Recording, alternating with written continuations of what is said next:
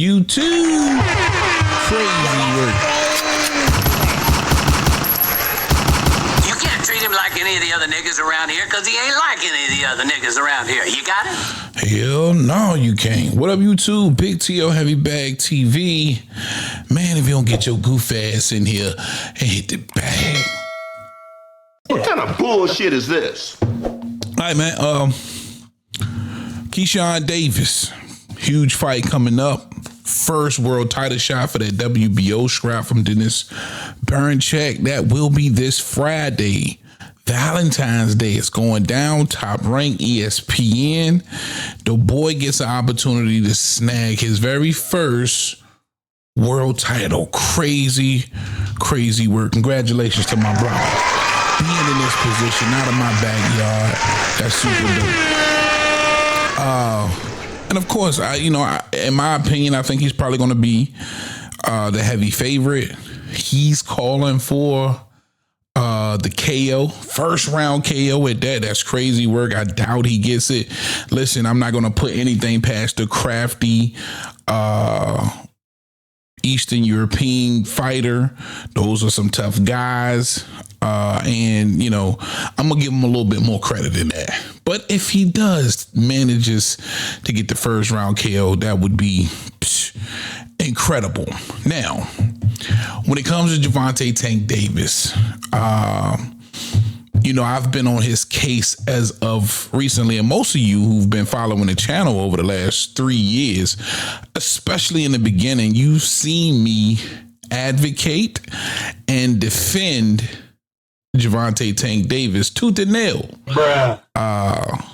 And that has changed over time to an extent.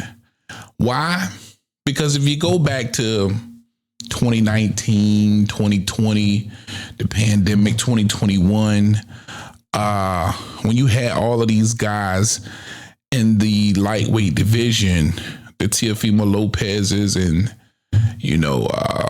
the Lomachenkos and the Devin Haney's, and I wanted to see Tank mix it up with these guys.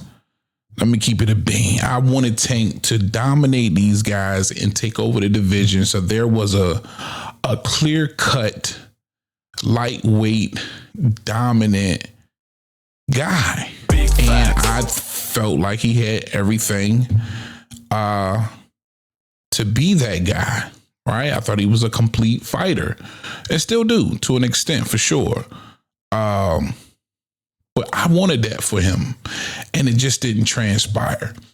And I'm gonna continuously say this: no matter whether it was Floyd that couldn't get those fights done, Al Heyman, whoever, Tank Davis, because we heard him say that he wasn't calling for those fights at the time. This is what came out of his mouth. He never asked for those fights. Which didn't sit well with me. Whatever the case was, those fights should have been done. And whether or not it's Tank's fault, his management, his team's fault, his promoter's fault, it doesn't matter. It's his burden to bear, right? You're going to have to receive the backlash for not mixing it up with whom everyone believed were the best guys in the division. Big facts. At the time, all of your adversaries. And here we are, fast forward 2025, and none of those fights got done outside of Ryan Garcia. And in my opinion, that was, keep it a buck, the low-hanging fruit. That's the only one that hadn't become a world champion, a real world champion, despite, outside of an interim belt, because I believe he did grab an interim belt, right? And again, that's what I envision for Tank Davis. But fast forward 2025. So, I dish out the same kind of backlash as a lot of other people, because again, you see somebody, listen, in my opinion, Tank Davis is a generational talent. They don't come along every day. And maybe it's got a lot to do with the way he was built. But so what? He's here. He's arrived. And most of us believe in his skill set and the power. We do. And we never got those fights, man. And it's sad, bro. It's sad. And what really sucks is more than likely he will retire without having all of those names on the resume, bruh, which he should have had. Now, I think he may go after Keyshawn Davis over Shakur Stevenson. Why? Right? Why would he take Keyshawn over Shakur? Shakur is a little bit more established, has the more experience, would probably be a bigger feather in the cap for Tank Davis to defeat the likes of a 3-division world champion in a Shakur Stevenson, right? Who's to this point has accomplished way more than Keyshawn Davis. And, you know, he was also getting mentioned 3-4 years ago. I remember saying, hey, listen, if you're going to bring up anybody, bring up Shakur Stevenson, especially when he brought up a Hector Garcia, bruh. Right? I was like, man, you know, if you're going to fight anybody from 30 fight, Shakur.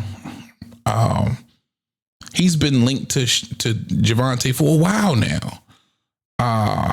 So why would he fight Keyshawn over a Shakur? Well, I think you have to look at it from, first of all, you have the boxing, a lot of the boxing world calling for it. And listen, you know, of course, if you watch the channel, if you are new to the channel, I'm from Norfolk, Virginia.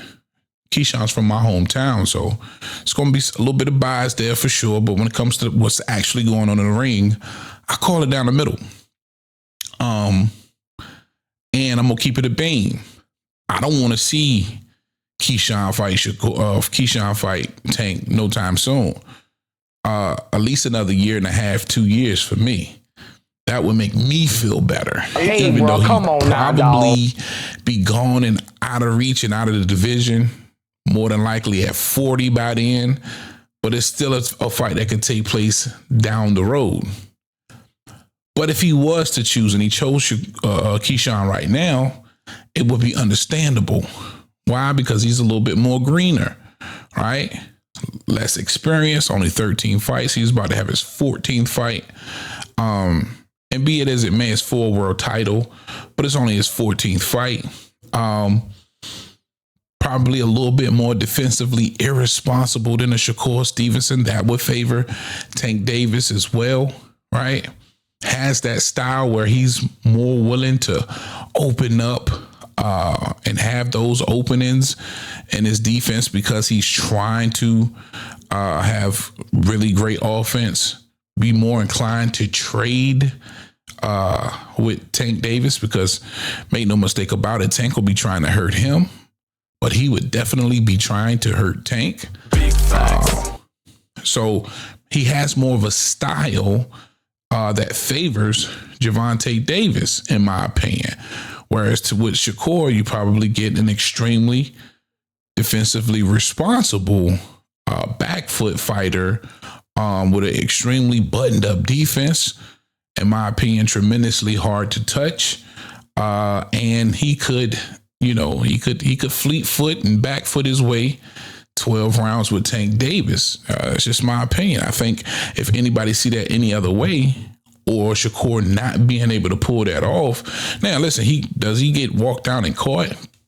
Yeah, it's a big possibility. But it's also a big possibility that he could box his way to a decision. Stop the cap. Versus Tank Davis.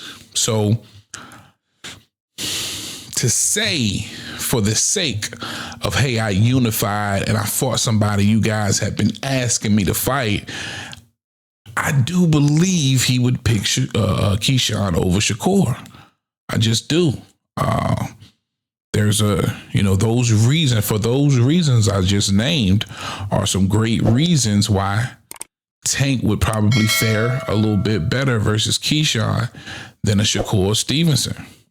And then on top of that, I just think he will probably feel that that's the more exciting fight. I think the world would feel that was the more exciting fight for Tank Davis.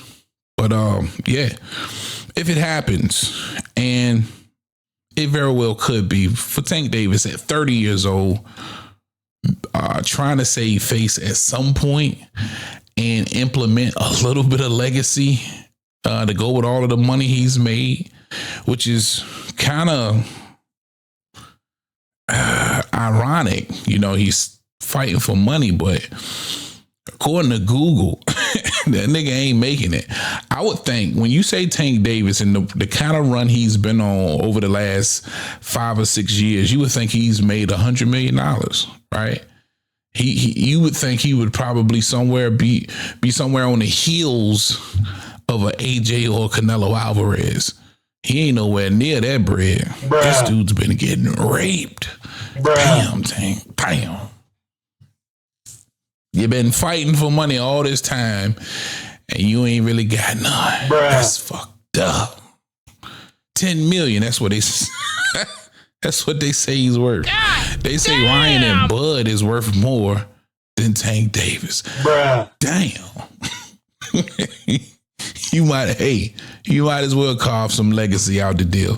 Definitely want to know y'all's thoughts, man. You let me know what you think in the comment section. That's all I got for y'all on this one, man. Big T.O. Heavy Bag.